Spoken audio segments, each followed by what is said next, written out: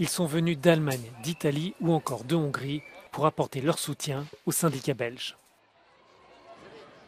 Plus de 5000 personnes, selon la police, se sont rassemblées lundi dans la capitale belge pour soutenir les employés de l'usine Audi à Bruxelles et leurs sous-traitants.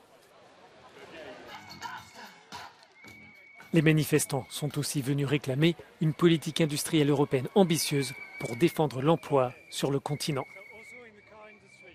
Noi chiediamo comunque all'Unione Europea di mettere in campo delle politiche industriali che diano delle risposte alle lavoratrici e ai lavoratori che guardino al futuro, perché pensiamo che da soli nessuno se la cava rispetto alle sfide che abbiamo di fronte.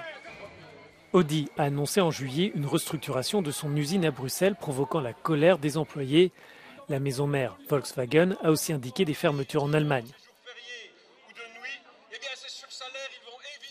Les ventes de voitures particulières en Europe ont en effet diminué de 4,6% en 2022 par rapport à l'année précédente, ce qui fait dire à certains politiciens belges présents dans le cortège que la réponse ne peut être qu'européenne.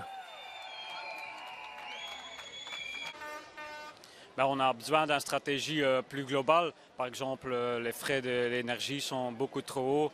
On a besoin d'un plan industriel pour l'avenir de notre jobs.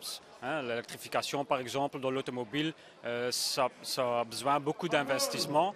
Mais maintenant, les grandes marques ne font pas les investissements assez. Ils font des épargnes sur les travailleurs, quoi. Parmi les manifestants, beaucoup s'interrogent sur la réindustrialisation de l'Europe, pourtant annoncée depuis plusieurs années. De qui parle-t-on ? D'une manière générale, on doit s'attendre à ce que l'Europe, et on assiste déjà à ça, est en train de perdre sa place primordiale dans le monde.